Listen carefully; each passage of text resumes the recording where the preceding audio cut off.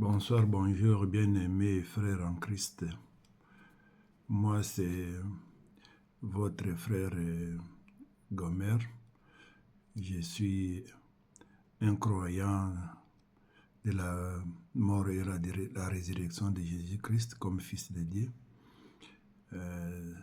À ce jour, je vais partager avec vous une de mes préoccupations que j'observe dans notre communauté de chrétiens. Je vais avec vous sur les... Bon, j'ai comme base de ma préoccupation, là où le Seigneur Jésus-Christ est dans Jean, où le Seigneur Jésus-Christ était avec Nicodème, où il a dit en vérité, je te le dis, si un homme n'est né de nouveau, il ne peut pas voir le royaume de Dieu. Donc ici, c'est le problème de naître de nouveau. Mais avant d'arriver sur naître de nouveau, parce qu'ici, c'est la nouvelle naissance. Mais il parle ici d'une personne qui existe, qui va naître de nouveau. Alors, on ne peut pas passer de la première naissance à la deuxième naissance comme ça, sans transition.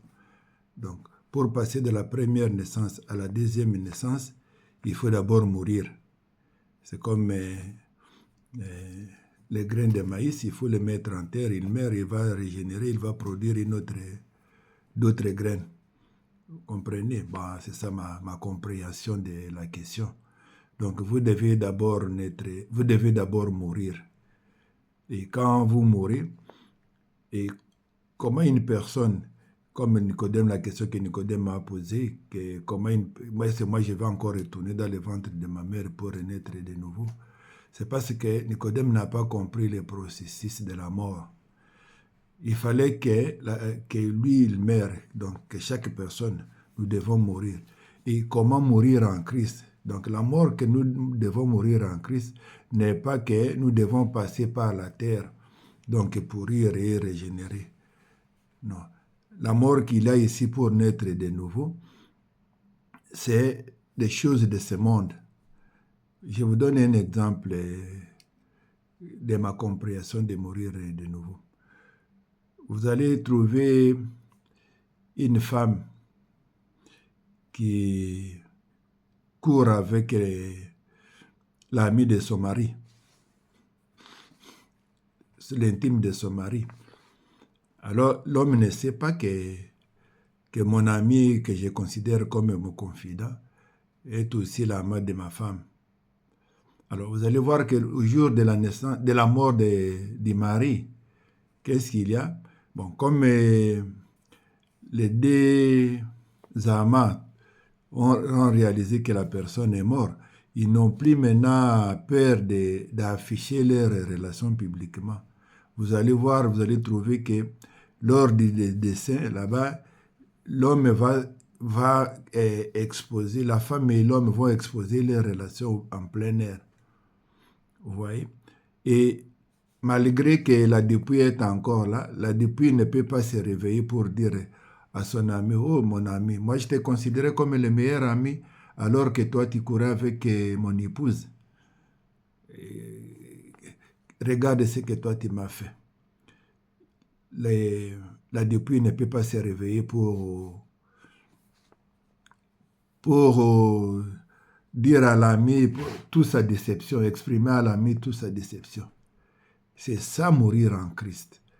C'est ça mourir et naître en Christ, et naître de nouveau. Cela veut dire nous devons mourir aux choses de ce monde. Cela veut dire les choses de ce monde n'ont aucun impact sur nous.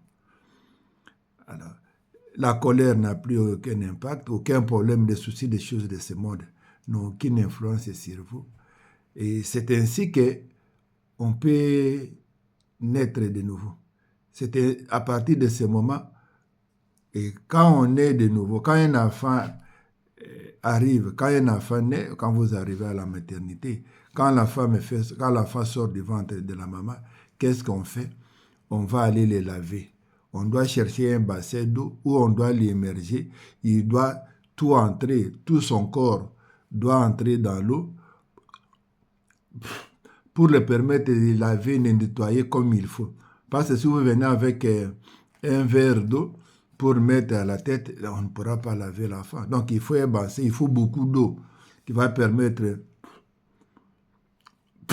qu'on puisse laver correctement le nouveau-né.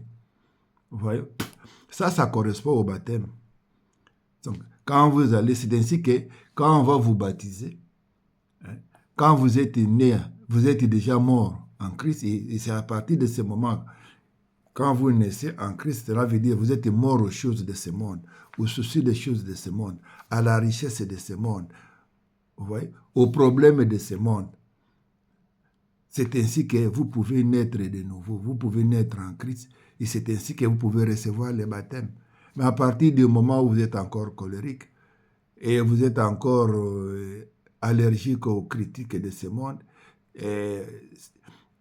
celui qui t'a fait du bien, qui te fait du mal, et toi tu t'emportes, vous voyez, celui qui n'a rien fait, qui t'a aidé, qui te pose des problèmes, celui qui t'insulte injustement, tu as subi l'injustice, et tout cela, et quand on réagit, on est encore accroché au sujet à ces choses-là, vous ne pouvez pas mourir. Vous ne pouvez pas mourir et puis naître de nouveau. Et quand on est de nouveau, c'est à ce moment-là qu'on est disposé à recevoir le baptême. Mais tant que vous n'êtes pas encore mort, on ne peut pas recevoir le baptême. Et c'est ainsi que dans notre communauté des chrétiens, bon, et soi-disant des chrétiens, parce que on est des croyants, mais on n'est pas des chrétiens pour la plupart des cas. Vous voyez? Nous ne sommes pas morts, alors nous ne pouvons pas accéder. Vous voyez? Parce que pour devenir chrétien, c'est comme vous dites que vous êtes membre d'une certaine organisation. Si vous êtes membre de ces organisations, vous devez connaître les résolutions que cette organisation fait. Prenons par exemple la franc-maçonnerie, la Rose-Croix, quoi que ce soit. Vous pouvez dire que vous êtes membre, vous pouvez le déclarer. Bien entendu, vous avez le droit de le déclarer, mais vous n'avez pas le droit de l'être. Parce que si vous ne participez pas, par exemple, à leurs réunions, vous ne connaissez pas leurs secrets, les choses qu'ils décident dans les secrets, vous n'êtes pas membre. On ne peut pas te déclarer membre de cette organisation. Donc, pour être membre de l'organisation, vous devez participer à des réunions secrètes. Parce que chaque organisation a ses codes. Chaque organisation a ses secrets. Vous voyez? Alors, tant qu'on n'est pas membre de cette organisation, participant dans leurs réunions, connaissant leurs secrets, on n'est pas membre. Là, on s'intrope soi-même. Vous comprenez un peu? Voilà pourquoi il y a un certain nombre d'observations que j'ai voulu partager avec mes frères croyants en Jésus. Parce que moi aussi, je suis croyant, je ne me déclare pas que je suis chrétien. Je suis un croyant de la mort et la résurrection du Seigneur Jésus-Christ. Je crois que Jésus-Christ est le Fils de Dieu. Vous voyez? Et à partir de ce moment, bon, je continue ma marche jusqu'à ce que je me bats pour y arriver. Vous comprenez? Alors, il faut mourir. Vous avez compris la compréhension. Avant de naître, vous devez d'abord mourir. Et comment ce n'est pas que retourner dans le ventre, effectivement, comme Nicodème, dans le ventre de sa mère, comme Nicodème l'avait suggéré au Seigneur Jésus-Christ, mais c'est que vous mourrez aux choses de ce monde, aux soucis des choses de ce monde, aux atrocités de ce monde, aux frustrations de ce monde. Vous comprenez? Et là, vous êtes devenu, et vous pouvez naître de nouveau. C'est à ce moment-là qu'on peut naître de nouveau. Parce que l'enfant, quand il vient, il ne vient pas avec aucun préjugé, il est là naître, il ne connaît rien. Quand un enfant sort du ventre de la maman, il sort sale, on doit le laver, le nettoyer. Et le nettoyage, le lavage, là, c'est le baptême. Vous voyez, il faut de l'eau, on cherche un peu de détergent pour essayer un peu d'enlever la crasse qui est sur l'enfant. C'est un peu cela que je voulais essayer un peu qu'on réfléchisse ensemble pour que nous puissions nous entraider entre nous. Bon, je ne suis pas un prédicateur, je suis un croyant. Vous comprenez? Alors, il faut faire des efforts de la mort. La mort est plus importante. C'est difficile de passer cette étape. Parce que quand on dépasse l'étape de la mort, et là, le boulevard est ouvert. Parce que ce n'est pas facile de mourir aux choses de ce monde. Nous voulons avoir tout l'argent du monde, nous voulons avoir tous les plaisirs du monde, nous voulons avoir tous les avantages du monde. Et on vous dira, bon, un enfant de Dieu, c'est le fils des rois, et tout l'or et l'argent nous appartient. On ne sera pas la tête et la queue, mais avant d'y arriver là-bas, il faut passer par la mort.